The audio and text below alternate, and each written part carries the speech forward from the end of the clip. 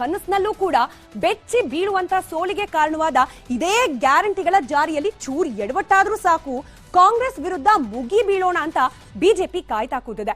Current bill ಗೊಂದಲವನ್ನೇ ಮುಂದಿಟ್ಕೊಂಡು ಕಮಲ ಪಡೆ ಇವತ್ತು ಬೀದಿಗಿಳಿದಿತ್ತು. ನನಗೂ ಫ್ರೀ, ನಿಮಗೂ ಫ್ರೀ,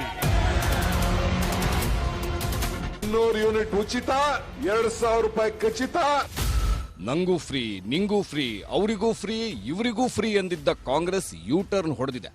ಒಂದಷ್ಟು ಕಂಡೀಷನ್ ಹಾಕಿ 5 ಗ್ಯಾರಂಟಿ ಜಾರಿ ಮಾಡಿದೆ. ಕೈ ಸರ್ಕಾರದ ನಡೆ ವಿರುದ್ಧ ಬಿಜೆಪಿ ಸಿಡಿದೆದ್ದಿದೆ. ಕಾಂಗ್ರೆಸ್ ಮಾತು ಕೊಟ್ಟಂತೆ 200 ಯೂನಿಟ್ ಉಚಿತ ಕರೆಂಟ್ ಕೊಡಬೇಕು, ವಿದ್ಯುತ್ ಬೆಲೆ ಏರಿಕೆ ತಡೆಯಬೇಕು ಅಂತ ರಾಜ್ಯಾದ್ಯಂತ ಪ್ರತಿಭಟನೆ ನಡೆಸಲಾಗಿದೆ.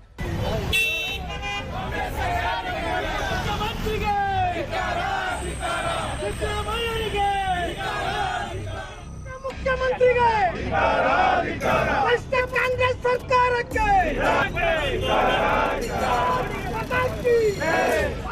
ಬಿಜೆಪಿ ಕಾರ್ಯಕರ್ತರು ಬೆಂಗಳೂರು, ಬೆಳಗಾವಿ, ಮೈಸೂರಲ್ಲಿ ಭಾರಿ ಪ್ರತಿಭಟನೆ ಮಾಡಿದ್ರು. ಮಂಡ್ಯದಲ್ಲಿ ಕಿವಿಗೆ ಹೂವು ಇಟ್ಕೊಂಡು ಪ್ರೊಟೆಸ್ಟ್ ಮಾಡಿದ್ರೆ ಮಂಗಳೂರು, ಶಿವಮೊಗ್ಗದಲ್ಲೂ ಆಕ್ರೋಶ ಹೆಚ್ಚಾಗಿತ್ತು.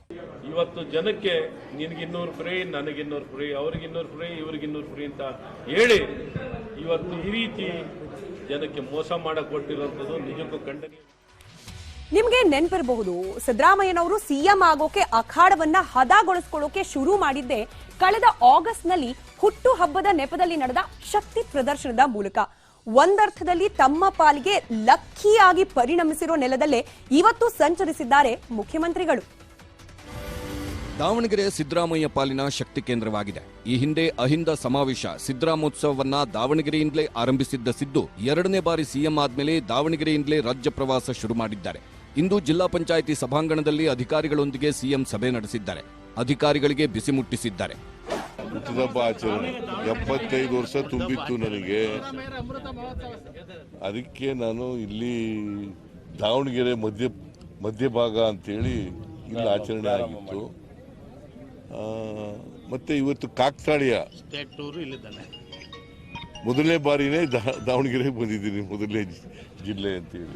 ಸಿದ್ದರಾಮಯ್ಯ ಮತ್ತೊಮ್ಮೆ ನೈತಿಕ ಪೊಲೀಸ್ಗಿರಿ ಬಗ್ಗೆ ಕಿಡಿಕಾರಿದ್ದಾರೆ.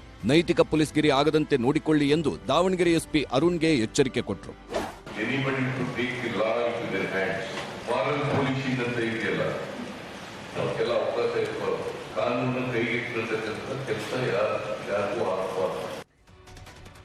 ಪ್ರಬಲ ವೀರಶೈವ ಲಿಂಗಾಯತ ನಾಯಕ, ಅಖಿಲ ಭಾರತ ವೀರಶೈವ ಮಹಾಸಭಾದ ಅಧ್ಯಕ್ಷ ಶಾಮನೂರು ಶಿವಶಂಕರಪ್ಪನವರ ಮನೆಯಲ್ಲಿ ಇವತ್ತು ಭರ್ಜರಿ ಬಾಡೂಟ. ಮುಖ್ಯಮಂತ್ರಿ ಸಿದ್ದರಾಮಯ್ಯ ಅವರಿಗೋಸ್ಕರನೇ ಶಾಮನೂರು ಶಿವಶಂಕರಪ್ಪ ಪುತ್ರ ಎಸ್ ಮಲ್ಲಿಕಾರ್ಜುನ್ ಅವರು 22 ಬಗೆಯ ಅಡುಗೆಯನ್ನ ಮಾಡಿಸಿದ್ರು. ಸಿದ್ದರಾಮಯ್ಯ ಅವರಿಗಾಗಿ ಮಟನ್ ಚಾಪ್ಸ್, ಮಟನ್ ಕೈಮಾ, ನಾಟಿ ಕೋಳಿ ಡಿಶ್ಗಳು, ಮುದ್ದೆ, ನೀರ್ ದೋಸೆ ಕೂಡ ಇತ್ತು. ಶಾಮನೂರು ಮನೆಯಲ್ಲಿ ನಾನ್ ವೆಜ್ ಆತಿಥ್ಯ ಸ್ವೀಕರಿಸಿದ್ರು. ಇದಕ್ಕೂ ಮೊದಲು ಮಾತನಾಡಿದ ಮುಖ್ಯಮಂತ್ರಿಗಳು, ಜುಲೈ 3ರಿಂದ ಕಾಂಗ್ರೆಸ್ ಸರ್ಕಾರದ ಮೊದಲ ಬಜೆಟ್ ಅಧಿವೇಶನ ಶುರುವಾಗುತ್ತೆ ಅಂದ್ರು. ಅಲ್ಲಿಗೆ ಜುಲೈ 7ಕ್ಕೆ ಸಿದ್ದರಾಮಯ್ಯ ಅವರು ಹೊಸ ಸರ್ಕಾರದ ಮೊದಲ ಬಜೆಟ್ ಅನ್ನ ಮಂಡನೆ ಮಾಡಲಿದ್ದಾರೆ. 7ನೇ ತಾರೀಕಿಗೆ ಬಜೆಟ್ ಸೆಷನ್ ಕರೀತಾ ಇದ್ದೀವಿ. ಬಜೆಟ್ ಮಂಡನೆ ಮಾಡ್ತೀವಿ ಜುಲೈ 7ನೇ ತಾರೀಕಿಗೆ. ಆಮೇಲೆ ನಾವು ಕೆಲವು ಭರವಸೆಗಳನ್ನು ಏನೇನು ಮ್ಯಾನಿಫೆಸ್ಟೋನಲ್ಲಿ ಹೇಳಿದ್ದೀವಿ ಅವನ್ನು ಜಾರಿ ಕೊಡ್ತಕ್ಕಂಥದ್ದು ಮಾಡ್ತೀವಿ.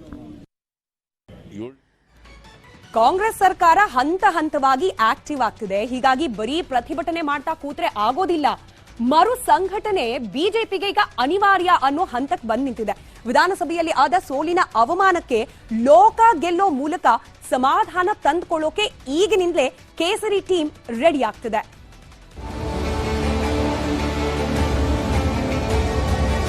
ವಿಧಾನಸಭೆಯಲ್ಲಿ ಸೋತು ಸುಣ್ಣವಾದ ಬಿಜೆಪಿ ಲೋಕ ಚುನಾವಣೆಯಲ್ಲಾದರೂ ಕಮಾಲ್ ಮಾಡಬೇಕು ಅಂತ ರಣತಂತ್ರ ಹೆಣೆಯುತ್ತಿದೆ. ಹಾಲಿ ಸಂಸದರ ಬದಲು ಘಟಾನುಘಟಿಗಳನ್ನ ಕಣಕ್ಕಿಳಿಸಲು ತಯಾರಿ ನಡೆಸುತ್ತಿದೆ. ಅದರಲ್ಲೂ ವಿಧಾನಸಭೆಯಲ್ಲಿ ಸೋತವರನ್ನ ಲೋಕಸಭೆ ಚುನಾವಣೆಯಲ್ಲಿ ಕಣಕ್ಕಿಳಿಸಲು ತಯಾರಿ ನಡೆದಿದೆ. ಬಳ್ಳಾರಿಯಲ್ಲಿ ವೈ ದೇವೇಂದ್ರಪ್ಪ ಬದಲು ಬಿ ಶ್ರೀರಾಮುಲು, ಬಾಗಲಕೋಟೆಯಲ್ಲಿ ಪಿಸಿ ಗದ್ದಿಗೌಡರ ಬದಲು ಮುರುಗೇಶ್ ನಿರಾಣಿ, ತುಮಕೂರಲ್ಲಿ ಜಿಎಸ್ ಬಸವರಾಜು ಬದಲು ವಿ ಸೋಮಣ್ಣ, ಚಿಕ್ಕಮಗಳೂರು ಉಡುಪಿ ಕ್ಷೇತ್ರದಲ್ಲಿ ಶೋಭಾ ಕರಂದ್ಲಾಜೆ ಬದಲು ಸಿಟಿ ರವಿ, ಚಿಕ್ಕಬಳ್ಳಾಪುರದಲ್ಲಿ ಬಿಎನ್ ಬಚ್ಚೇಗೌಡ ಬದಲು ಡಾಕ್ಟರ್ ಕೆ ಸುಧಾಕರ್ ಸ್ಪರ್ಧಿಸುವ ಸಾಧ್ಯತೆ ಇದೆ. ದಾವಣಗೆರೆಯಲ್ಲಿ ಜಿಎಂ ಸಿದ್ದೇಶ್ವರ ಬದಲು ರೇಣುಕಾಚಾರ್ಯ ಕಣಕ್ಕಿಳಿದ್ರೂ ಅಚ್ಚರಿಯಿಲ್ಲ. ಪ್ರೀತಂ ಗೌಡ ಹಾಸನದ ಮೇಲೆ ಕಣ್ಣಿಟ್ಟಿದ್ದಾರೆ. ಸಿಪಿ ಯೋಗೇಶ್ವರ್ ಬೆಂಗಳೂರು ಗ್ರಾಮಾಂತರದಲ್ಲಿ ಸ್ಪರ್ಧಿಸಲು ಸಿದ್ಧತೆ ನಡೆಸಿದ್ದಾರೆ.